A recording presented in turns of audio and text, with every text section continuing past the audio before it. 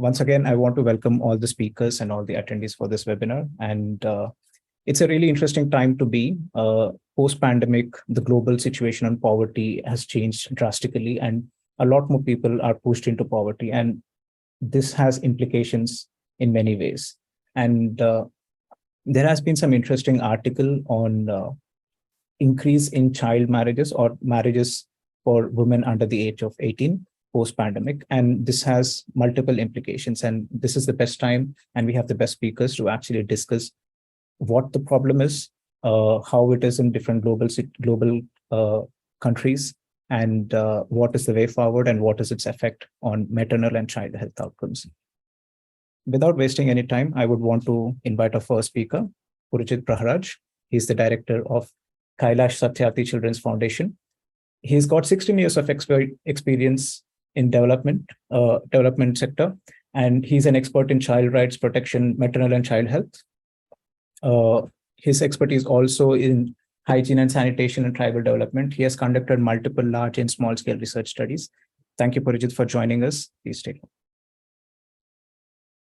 Thank you, Dinesh. I'll share my screen.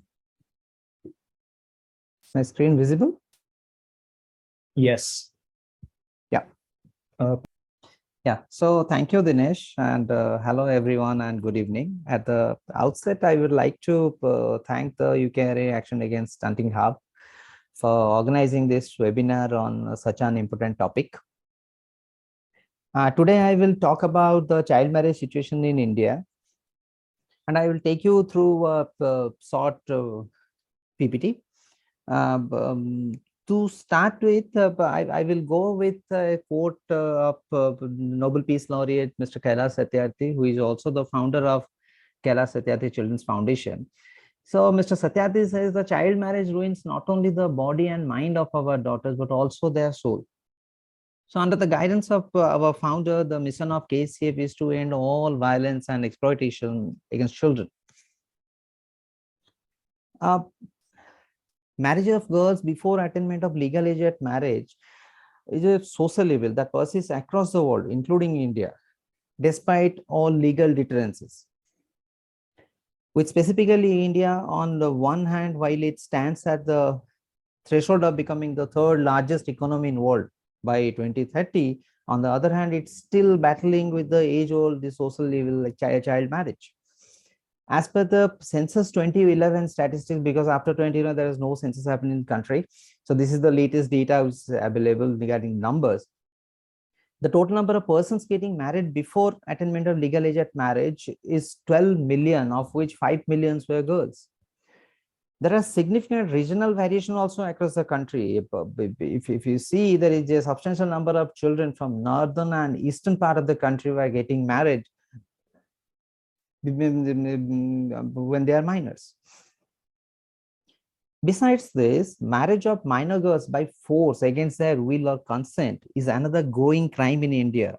Forceful marriages of women and minor girls is a criminal offense under the Indian Penal Code.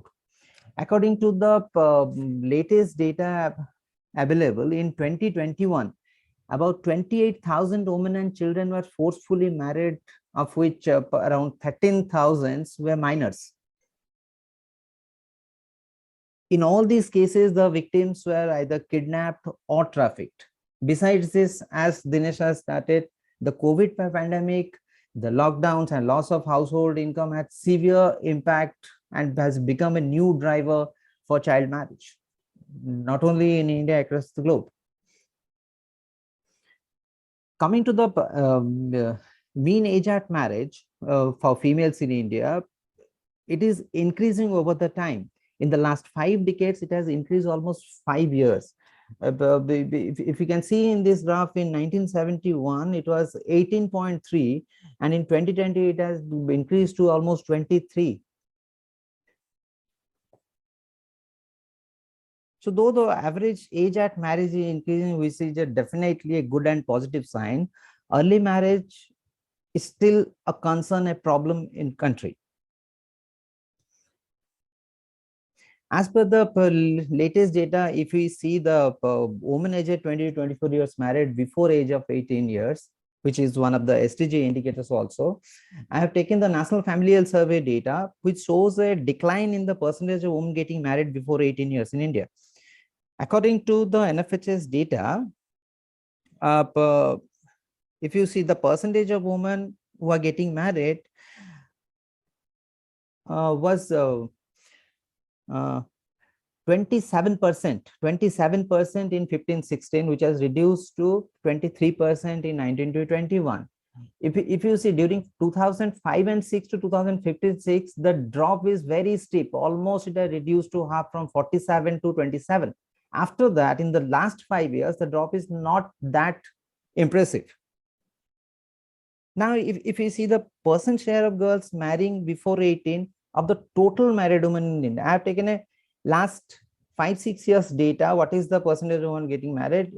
During 15 to 19, if you can see, it is in the last 5 years, it is almost constant, and registered a sharp decline in 2020, where if you see, it has dropped from 1.8 to 1.2. This is in the urban. If you see the total, from 2.4 to 1.9, there is a drop. But in 2020, unfortunately, the pandemic came, and now this situation must have reversed by this time, because this is the data till 2020. Now, in the previous slides, as I have said, in the 2011 itself, 12 million child marriages were found in the census. If we compare it with the reported crime data, these are the formally reported to the police as a complaint. So this particular slide presents the reported number of child marriages in the last 5 years in India. We can see that the reported number of incidents of child marriage was increased from 395 to 1050 in 2021, which is a substantial increase, about 160, more than 160%. However, the data suggests also, which is not presented here, in the last 1 decade, between 2011 to 21, in last 10 years, only 4,600 cases in total, child marriage cases, were registered with the police as a formal complaint. Now we can move to see the factors in India which are influencing the child marriage.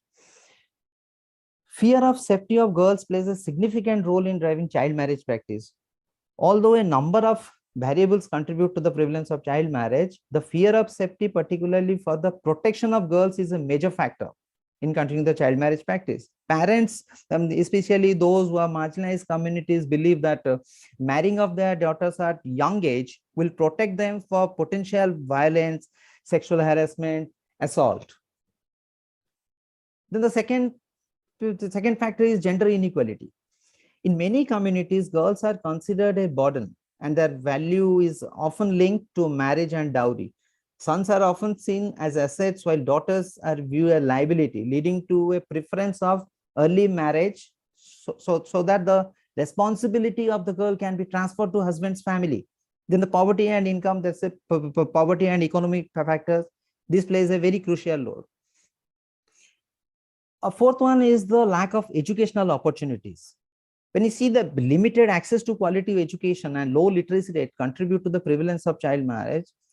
And when girls are not educated, families may perceive that marriage as the only viable option for the daughter's future. Traditional cultural practices also plays a very significant role. Traditional customs, cultural norms, as deeply ingrained in the society, it often promotes the child marriage. Factors such as preserving family honor, upholding caste or community traditions, and maintaining social status also influence the families and force them to marry their daughters at a young age. The social pressure, the fear of social stigma, and concern about a girl's reputation often influence families to marry the girls at an early age. Besides this, the limited legal enforcement. Despite legal provisions against child marriage, enforcement, implementation of these laws remain inadequate. In some cases, traditional informal justice system may take precedence over formal legal systems. Now, if we talk about the consequences of child marriage, there are far-reaching consequences for physical, psychological, and social well-being of girls. The major consequences, if you see the health consequences, the first one comes the early pregnancies. So when a underage girl get married, the child marriage violates girls' sexual and reproductive rights and leads to poor health outcomes. Child brides are more likely to experience early and unplanned pregnancies, which pose a significant health risk due to their young age. If we see the National Family Health Survey data for the last 15 years, the data shows there is a sharp decline in the percentage women in the 15 to 19 years age group who are already mothers and pregnant at the time of survey. It has from 2005-06 to 1921, it has dropped from 16% to just 7%. So these are quite positive factors. Now, the second thing is the prevalence of anemia. In India, anemia is a major problem. As the data also says that every second pregnant woman is anemic, which increases the list of childbearing in many fold. In the last 15 years, if you see, there is not much change. There is not much change in the anemia situation. It is always remain around 50%. Early marriage often also leads to limited access to proper nutrition, both before and during pregnancy and after childbirth. This can contribute to malnutrition, stunted growth for both mother and her child. Now, when it comes to education, early marriage often leads to early school dropout, depriving girls of chance of to complete their education. Limited education perpetuates the cycle of poverty and hinders their ability to secure better livelihood in the future. If you see the social and psychological consequences, child brides often lack the ability to make choices about the education, career, or personal development. They may be subject to control and decision making by their spouse or in-laws. Due to poor educational attainment and empowerment, child brides become more vulnerable to domestic violence, including physical, sexual, emotional abuse within their marital relationship. Intergenerational impact also comes. The child marriage perpetuates the cycle of poverty, reinforce intergenerational pattern of disadvantage, as I said. If we discuss the legal and policy framework, India has articulated its commitment to eliminate the child marriage through numerous policies, laws, and programs such as the National Plan of Action for Children in 2016 and the Prohibition of Child Marriage Act in 2006 and the several other laws. One of the major issues with law implementation is the conflict and ambiguous interpretation of the law. As of now, there is no clarity as to whether secular law overrides the personal law in matters relating to marriage of girls below 18 years of age. Some of the court judgments consider that special legislation overrides personal laws. However, other judgments have held that the contrary view. In recent time, various state governments in India have taken stringent steps to curb child marriages. Some of them are quite strict also. In one of the states of Assam had launched a statewide drive against child marriages. In early 2023, a crackdown on child marriage was imposed, and within a period of 2 weeks, more than 4,000 cases were registered with police, which are under trial now. Now, the question arises whether the problem of child marriage, this issue, whether it is eradicable, whether India will be able to eradicate the child marriage. To me, it appears, yes, it can be done. I have taken two examples. One is total fertility rate And another one is the reduction in home delivery. Child marriage is a social issue, is a social problem, deals at the family level. The same case happened with the fertility rate and the institutional delivery also. In a Indian society, within family, the family members decides about the fertility of the married woman. How many children will be born to the girl, and where the girl will deliver the child. So India has successfully reduced the total fertility rate from 3.2 in 1998 to 2 in 2020, which is the below replacement level. The replacement level of fertility is 2.1. Now we have gone beyond that also. Similarly, institutional delivery also, you will see it has reduced from 65% in 1999 to 11%.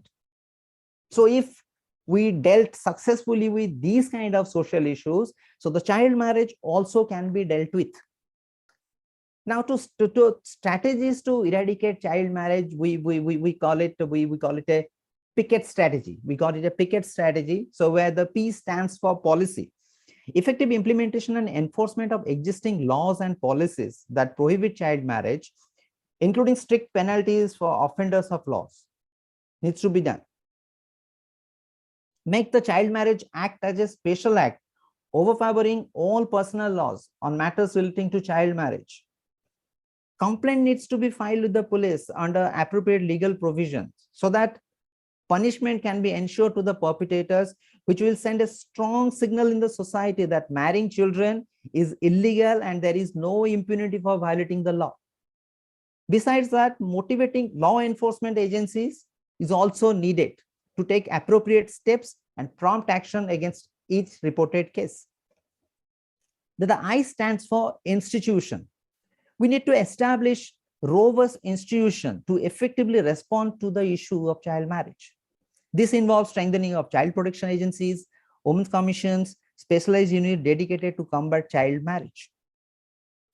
Civil society organizations also needs to play a crucial role. So the government needs to collaborate with civil society organizations to reach out to communities and prevent child marriage. They should also ensure that the victims or the survivors of child marriage have access to legal and counseling support. Now coming to the C. C stands for the capacity building. So provide comprehensive sexual education at school level, including information on negative consequences of child marriage, gender equality, reproductive health, rights. And needed is the need of the hour. The K stands for the knowledge. We need to invest in research to gather accurate and up-to-date data on prevalence, cause, and consequences of child marriage. This updated data can be used by the policymakers to frame policies, interventions, and design different programs, strategic programs. Develop and distribute educational materials to educate communities about harmful effects of child marriage. It's also needed. Now coming to the E. E stands for empowerment, where you say we need to provide incentive to families to keep girls in school, such as conditional caste transfer or scholarship schemes. It can be done. So promoting skill development programs and vocational training to empower girls and boys as well, to make them employable, enhancing their economic prospects. The last one, the T stands for the technology, where we say that digital platform needs to be used, the devices to deliver information, education services, and support to girls at risk or who are already the victim of child marriage. And definitely the privacy and safety of the users needs to be ensured on all these platforms. So the technology can be leveraged and data analytics can be used to identify high-risk areas of child marriage so that targeted intervention can be done and the problem can be curbed. So with this, I would like to end. So thank you. Thank you, Purujit. That was a very interesting and very detailed presentation on the context of child marriage in India, the current status, the legal implications of it. And I think one very interesting thing you have pointed out that this also pushes a family into a cyclic poverty, because Yes. younger marriage, children at a younger age. So the entire cycle continues. And thank you for actually giving some legal perspective of it also. This was really useful, and I'm sure some of our attendees will have some questions. I have a few questions. I think I'll ask towards the end. Our next speaker is Harry Burtis. Hi, Harry. Yeah, Harry is a deputy director. Hi, Harry is a deputy director for Tulodo, Indonesia. He's a public health specialist. His area of interests are science for health promotion, tobacco control, behavior change. And he's like also an expert in child rights, especially menstrual hygiene among women, and also preventing child marriage in Indonesia. Thank you, Harry, for joining us. Please continue. Okay, thank you, Anish. I will share my presentation. Okay. Yeah. So good afternoon and evening, everyone. Thank you very much for joining this webinar. Thank you, UK Research and Innovation, GCRF Action Against Stunting Hub, London School of Hygiene and Tropical Medicine for hosting this wonderful webinar. Also, yeah, thank you for inviting me as well to join this for as being the presenter for this webinar. So today I will, if Purujit has invited you to explore India, the child marriage and stunting in India, I will invite you all to explore Indonesia. So let's explore child marriage and stunting in Indonesia. So this picture actually is a girl. Her age is she marries to his friend. It's like also a children. Is under 18 years old.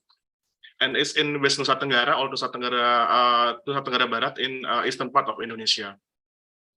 So Indonesia in 2045, Indonesia will be 100 years old. So it's a century, and it's 22 years from now. And these people, these young people here, they will be the leader of this nation, and we call it this generation is golden generation. So in Indonesia, actually, like it's home of 65 million young people. It's quite a lot. But as we know, that children as the vulnerable group for child marriage, particularly girls. And yeah, like similar in India, in Indonesia as well, child marriage burden remains high in Indonesia. So it's 7th in the world, and also 2nd in Southeast Asia. In the highest proportion of child marriage prevalence in Indonesia, and also 1 of 10 children experience child marriage. So actually, we have this marriage law in Indonesia, and it's developed, established in 1974. But after almost 50 years, so we just amend the law. It's 2019 that the minimum age for marriage is for men and women are 19 years old. Previously, in the previous law, the minimum age marriage for women is 16 years old, and for men is 19 years old. So it's quite progressive. Indonesia made this amendment, and this is the bar chart of the proportion of women aged from 20 to 24 years old who first married before age 18 in 2022. So as you can see here, that our national average is 8.606%. So it's the national average in Indonesia. But as you can see here, like we still have these 19 provinces in Indonesia. So there are still like more than half provinces in Indonesia is above national average. And this is the trend of child marriage prevalence in Indonesia from 2015. So we have 12.14% in 2015. But you can see here that the trend actually decreasing. So there is like significant decrease from 2015 to 2022. So now we have this 8.60%. Actually, our target in 2024 is 8.74%. It's from the National Medium-Term Development Planning, 2020 and 2024. But actually, we achieved the reduction in the child marriage proportion of prevalence. In 2030, we aim to target 6.94%. But yeah, with this decrease, we hope that we can achieve the target in 2030. So, Tulodo and we work with UNICEF. We conduct study in South Sulawesi, in the eastern part of Indonesia. And we found several contributing factors to child marriage. It's quite similar to several factors from Purujit presentation, actually. The first one is unwanted pregnancy, that a factor that cannot be negotiated because it is considered disgrace or brings shame to the family. Also, like there is this family pressure where the aspiration of parents, including the extended family, to marry off their children, to see their children have a good future.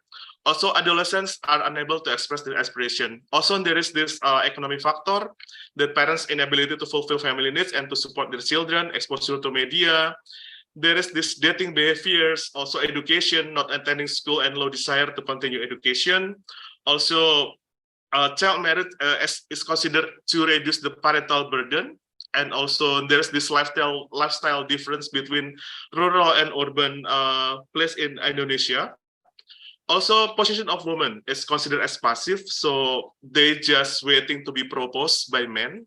Also, some also mention this adolescent aspiration themselves, so adolescents also want to get married early. And there are some other factors like marriage is considered as a form of worship, marriage become compulsory if the child has fallen into adultery, and etc.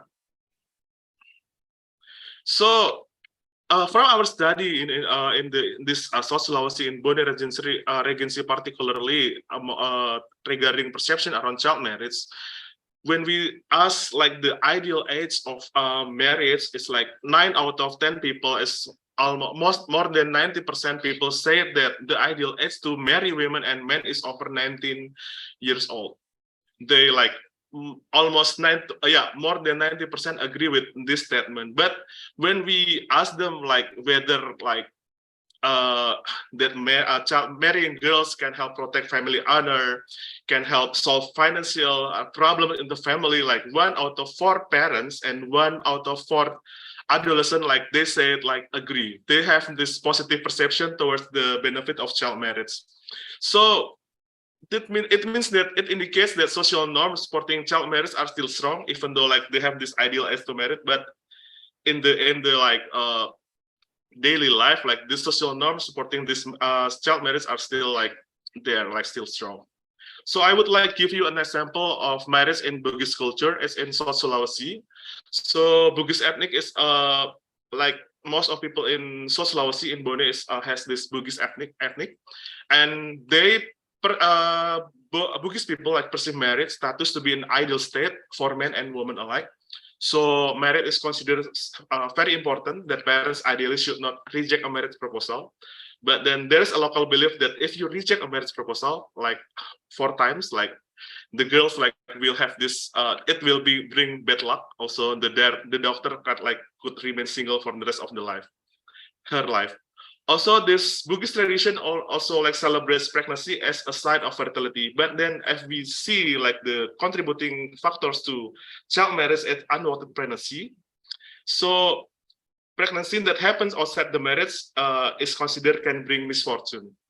And in Bugis culture, a pregnant girl is considered as broken or failing to protect her purity, damaging her family honor, and also violating Islamic values.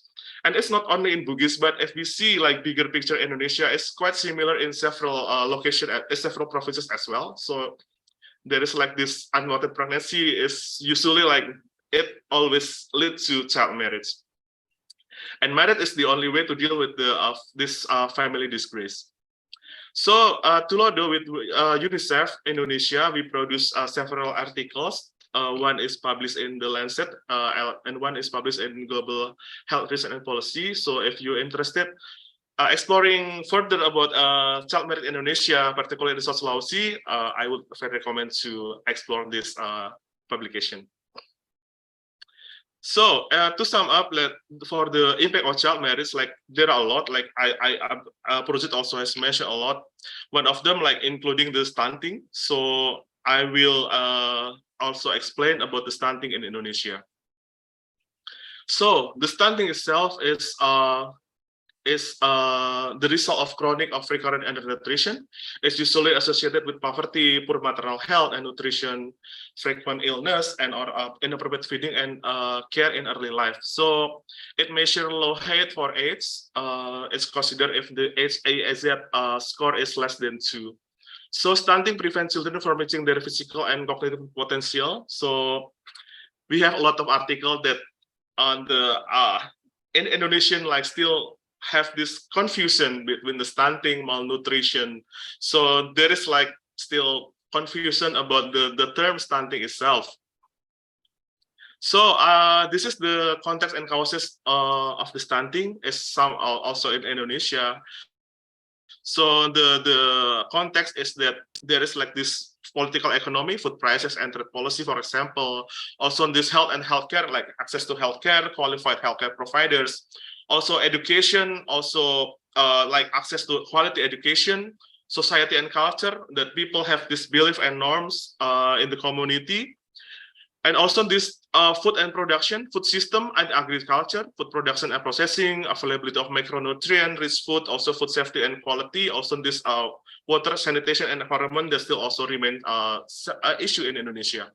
So the causes of stunting, stunted growth and development, like in the household and family factors, like maternal factors, poor nutrition during preconception, pregnancy and lactation, for example, like home environment, inadequate child stimulation and activity, including like poor quality of foods, like poor macronutrient nutrient quality, low dietary diversity, and then this inadequate practices like infrequent feeding, and also thin food consistency. Also this food and water safety, also there is less breastfeeding and also infection that also lead to stunting as well. So if we talk about the consequences in the short-term and long-term consequences, as you can see here, that it increases the mortality, morbidities. Also, it has this consequences to cognitive cognitive, also motor and language development issues. Also, there is like this economic consequences. Also in the long term, like there is like health consequences as well, like obesity and associated comorbidities, developmental, like lower school performance, also lower learning capacity and achieve potential, and also regarding the economic consequences in the long term, it also lower the work capacity and also lower the work productivity.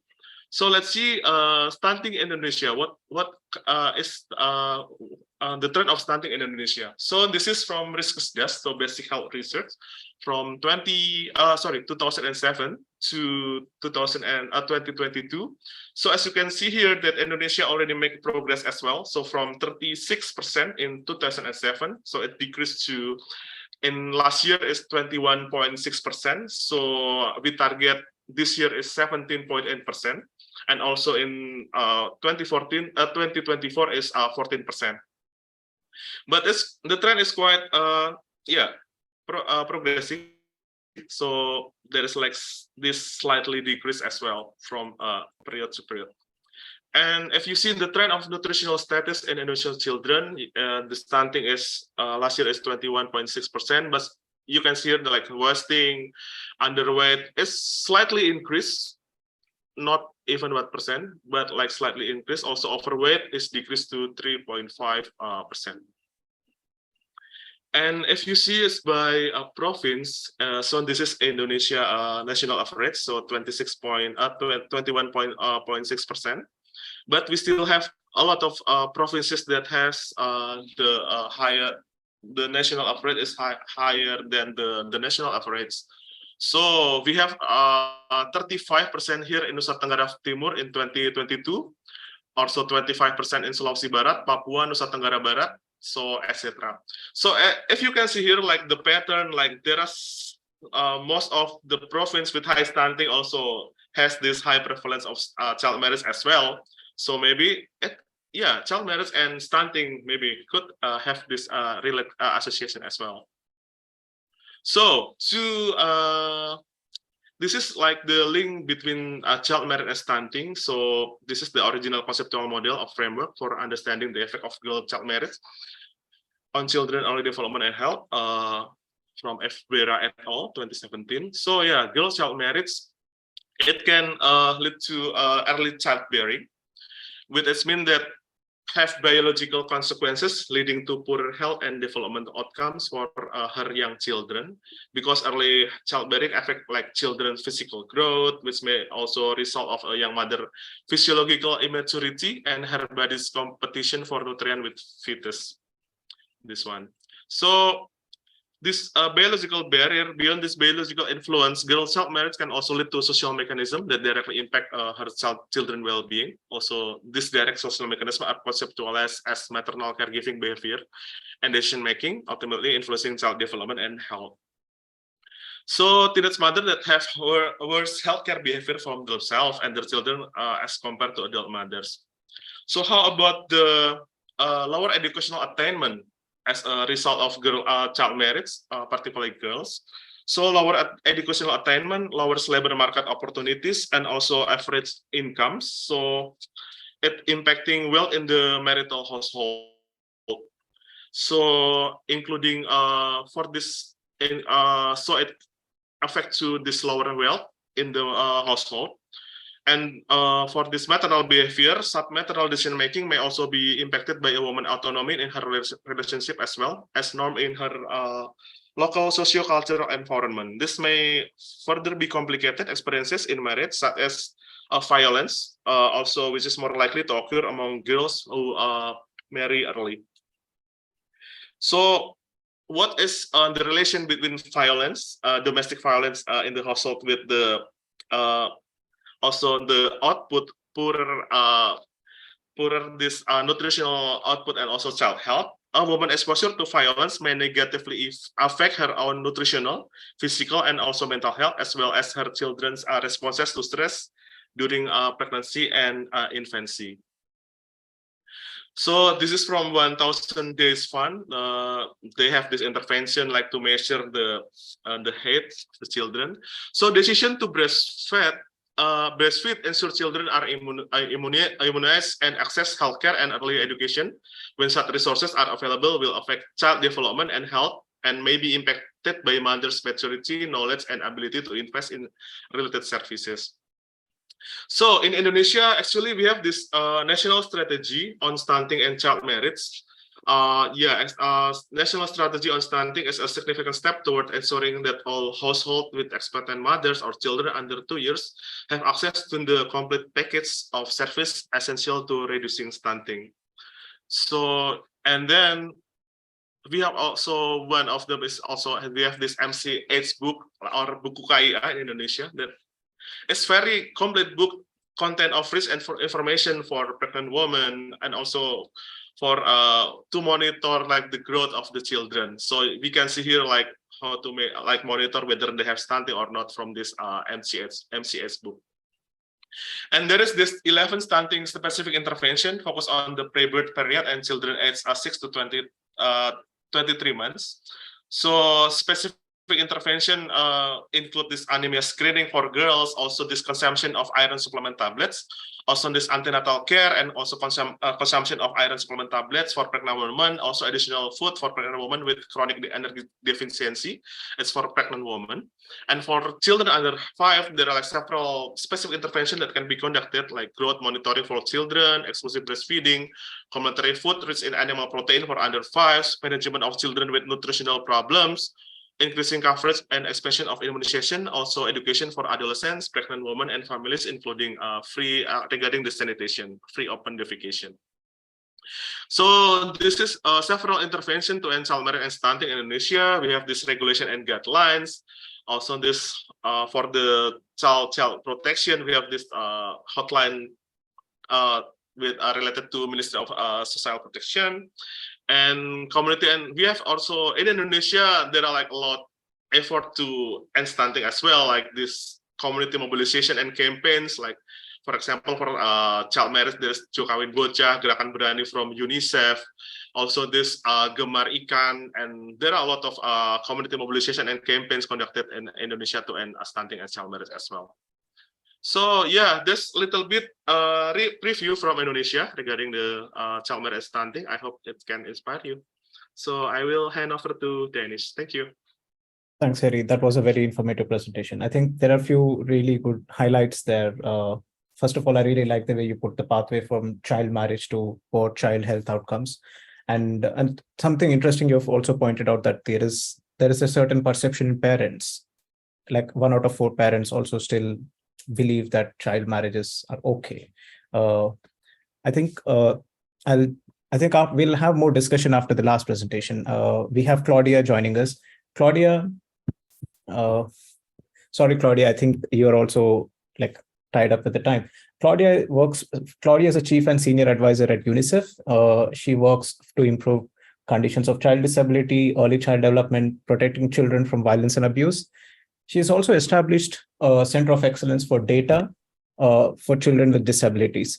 Thanks, Claudia, for joining us, and please continue. Thank you so much, Nilesh, and good morning, good afternoon, good evening, everyone. It is my pleasure to share with you a UNICEF latest estimate on child marriage that we released in May of 2023, after 5 years from the previous estimates. UNICEF is the custodian agency for supporting the monitoring of the SDG target related to child marriage, target 5.3.1 specifically.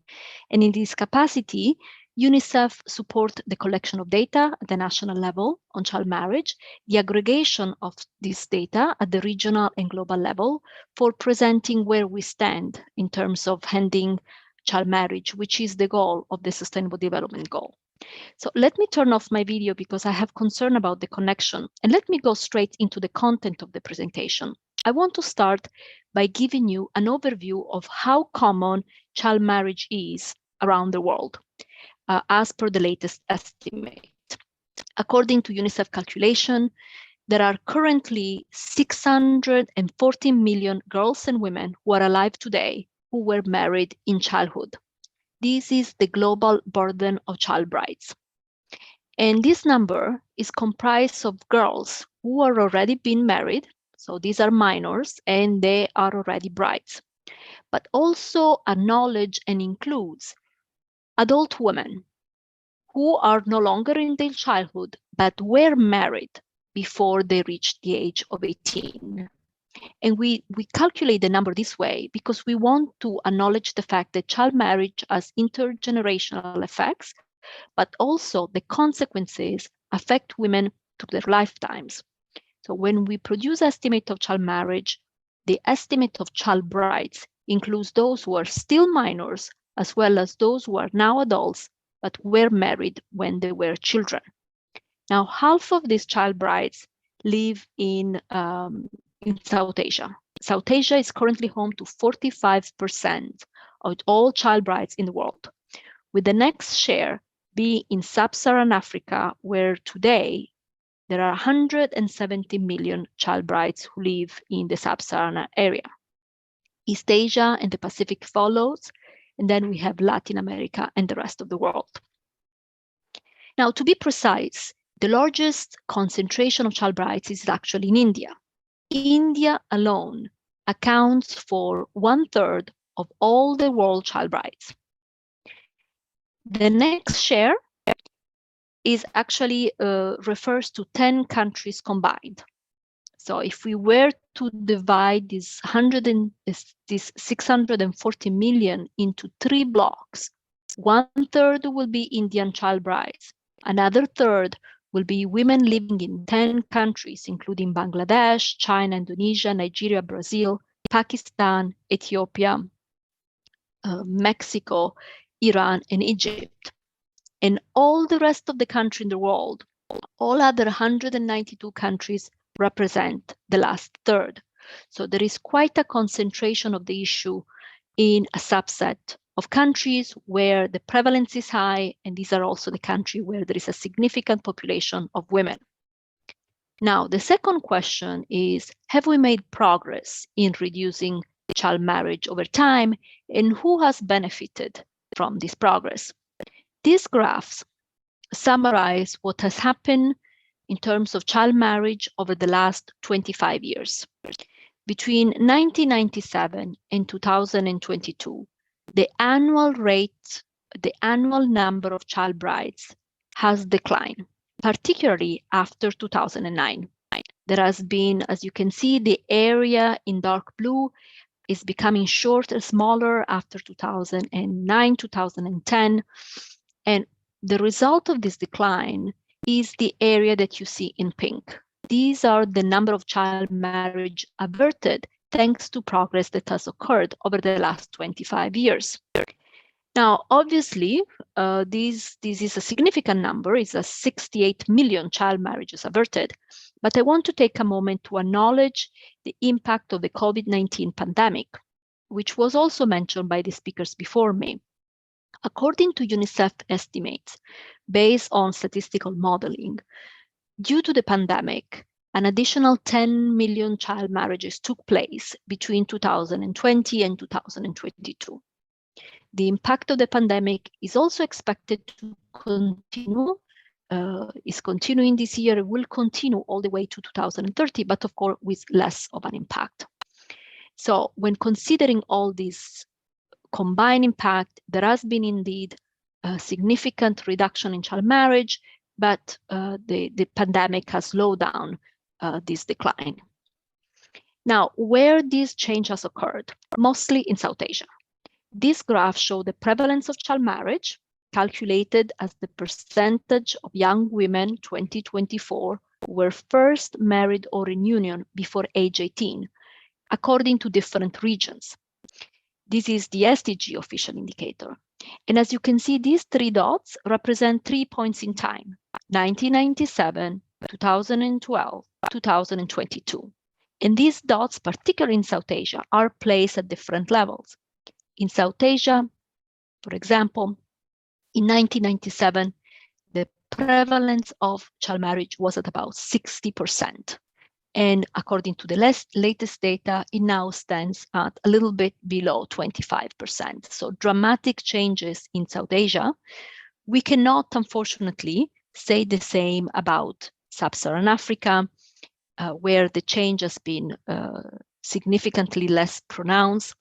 And we also have regions where there has been a complete stagnation, Latin America and the Caribbean being one. Now, it's always important to look at disaggregated data to see who has benefited from the decline in child marriage that I just mentioned. This graph shows the prevalence of child marriage at 2 points in time, 1997 and 2022, among the poorest quantile of girls and the richest quantile. As you can see, across some regions, both lines are declining, are going down. Let's look again at South Asia. We can see that the blue line, which is the poorest girls, and the pink line, which are the richest girls, they all went down from 1997 to 2022. The pink line more so than the blue line, meaning that the level of child marriage in 1997 and 2022, in these 25 years, has declined much faster among the richest women. But I also wanted to show the case of West and Central Africa, where you can see that these two lines follow different patterns. The blue line goes up, the pink line goes down over time, meaning the child marriage has actually increased among the poorest and reduced among the richest. And similar patterns can also be seen in Eastern and Western Africa, in Southern Africa, Latin America, and the Caribbean. So what does this mean? It means that essentially in certain parts of the world, child marriage is becoming more and more an issue among poor women. Are we on track in light of this progress? Are we on track towards ending child marriage by 2030, which is the ambition of the SDG?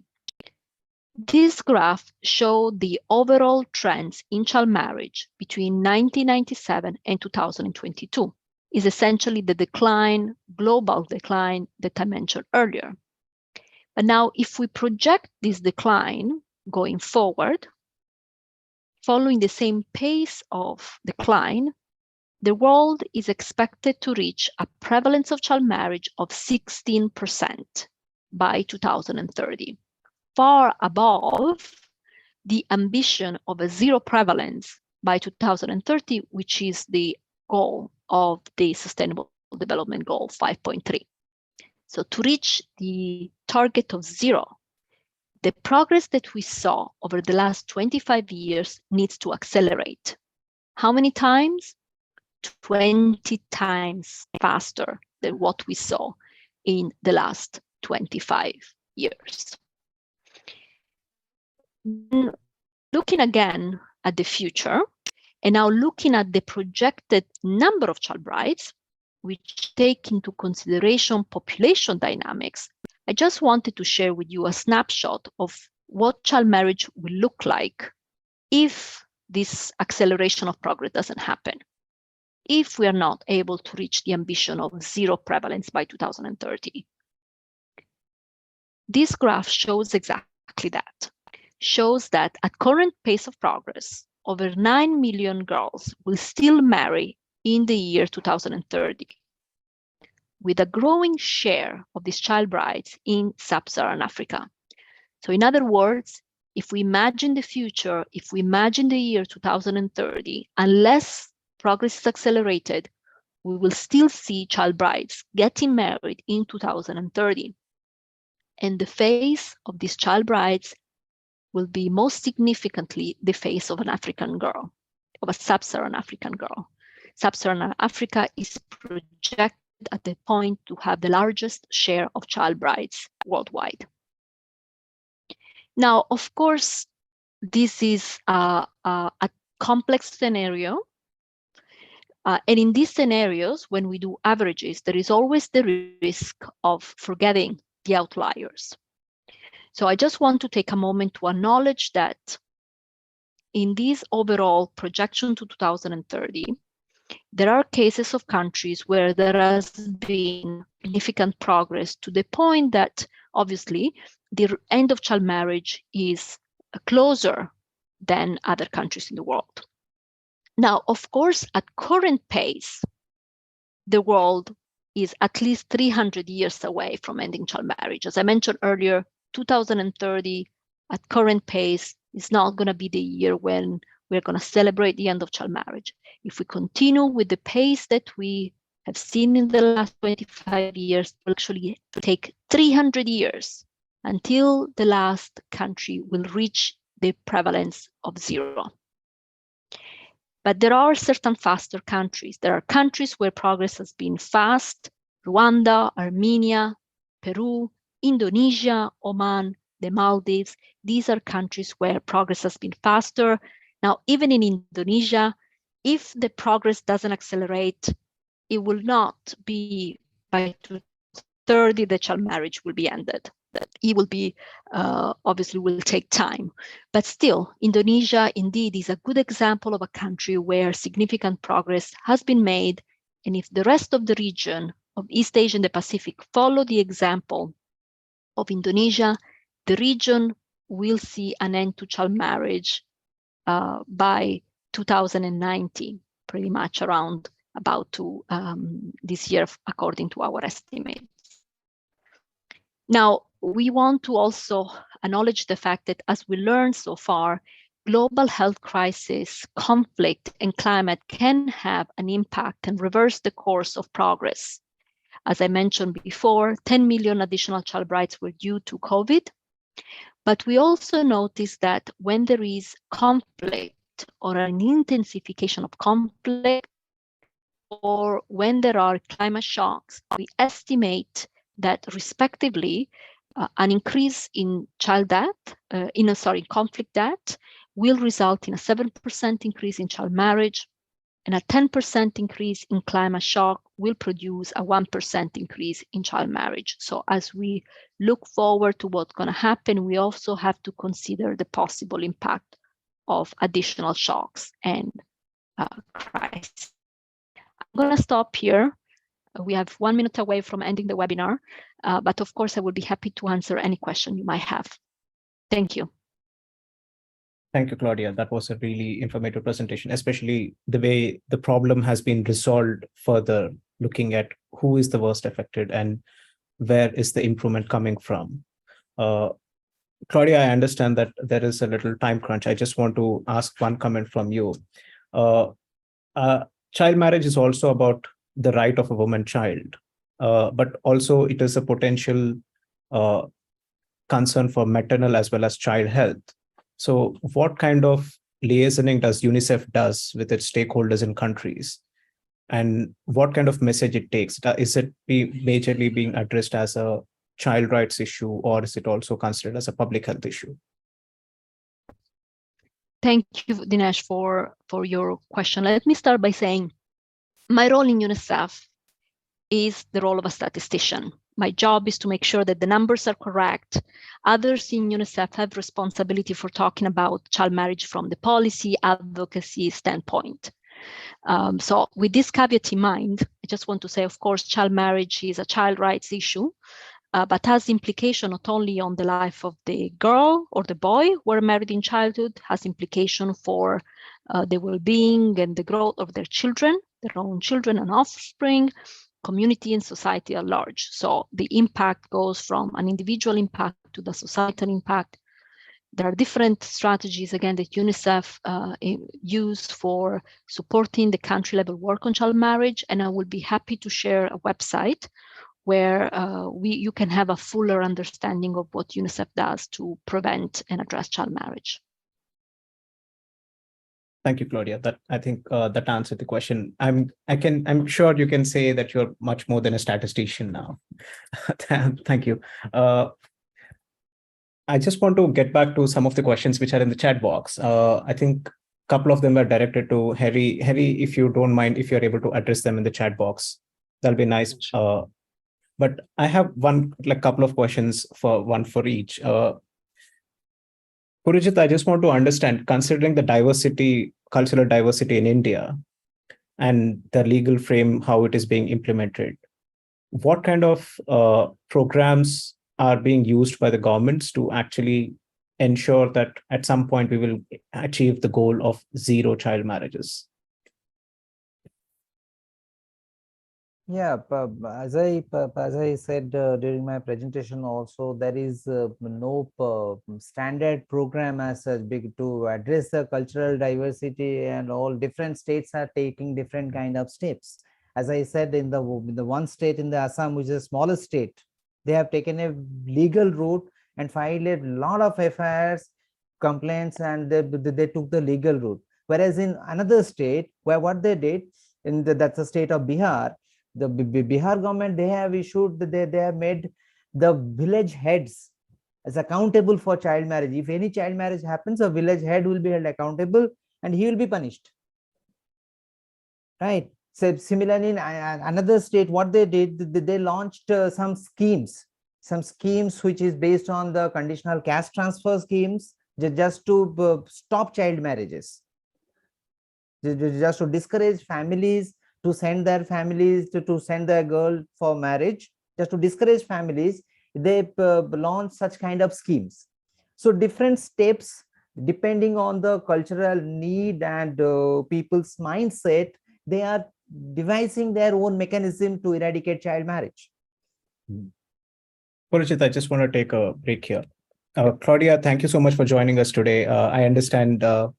I think we will also be wrapping up in a few minutes with some final comments. If you want to give one final comment, I'll be really happy to listen. Thank you. No, just to say that apologies for not being able to stay on. I included the website where more information are available on our work, and where you will also be able to see our data publication. Thank you so much for the opportunity to join. Thanks, Claudia. Harry, I just want to get back to you about, Yes. I think there were a few questions precisely on conditions in Indonesia, but how do you compare? I think Claudia's discussion about how the decline is not always uniform across the country, even though when you call a mean decline, there is always outliers. Do you want to comment, because Indonesia is also very diverse and each individual island has their own cultural practice. How do you think the government policies are accommodating such variations? Okay. Yeah, as you can see, like in the slide before that, we have still 19 provinces and it's like scattered like Indonesia. So I think there is need like this commitment as well from government, also from the relevant stakeholder, then is to like this prevent child marriage also to end to prevent stunting. So yeah, we have this national strategy, but it can the strategy then, what can I say? It's broken down into this subnational policy. So with the national government, subnational government, like they work with the relevant stakeholder, like to combat this child marriage as well. So I think we have this umbrella, the national strategy, but then it's like there's this sub-national strategy as well, like more like comprehensive discussion and to conduct campaign, etc. But yeah, we need the commitment as well from the government and also the relevant stakeholder for this. So it's like to prevent and also end this and stunting as well. Yeah, I hope it's answered the question. Yes, Harry. Yeah. I think I have one last closing comment. There's never an end to a discussion, a complex subject like this. But I think there is enough evidence coming from research. I was just going through some papers where there is a 20% more likelihood for stunting and underweight for children who are born to women who are married underaged, on contrast to women who are married under normal age. And as a stunting hub, we are also considering what maternal factors are influencing child health outcomes. And one of that is the age of marriage and age of first pregnancy. And we are also looking at our results and trying to give some conclusions. I hope this webinar is not just done with one event. I think it will be for larger, longer collaborations within India and Indonesia and worldwide. Thank you for joining us today, Harry, and thank you, Purujit, for joining us. It was really nice having you here. And the recording will be available in our YouTube and website. Please share it with the other colleagues too. Yeah. So thank you, Dinesh. Thank you, Dinesh. Thank you very much. I think one more question is left there. It said, what behavior change initiatives can be implemented to educate teenagers and their parents about adverse effect of child marriage? So if you allow me, I would like to briefly respond to it. Okay. So this is definitely a very good question. So the main strategy that you can adopt is that mass awareness, mass education building among parents and children, particularly for teenagers. What we need to do is that we need to educate them on reproductive health and reproductive rights. We need to start with the course curriculum. We need to include in the course curriculum age appropriate contents can be added, and at every stage the child needs to be trained on those things. So child can be trained at the school level, that they can be educated, and at the community level, civil society organization, government, they can work to educate the parents about the ill effects of child marriage and how negatively it can impact their family and their daughter. Yeah, I think thanks, Purujit, for clearly describing what kind of integrated solution we have. I think it's partly with the civil society, partly with the government, partly with the parents, and age appropriate education is one very, very, very important thing in this problem. Thank you so much for addressing that point, and thank you all for joining today. And thank you, Yashika, Chelsea, Bahumi, for helping organize this event. Thank you all. So much. Thank you. Thank you so much, everyone. Dennis, Thank you. Bye-bye. Thank you. Thank you, everyone.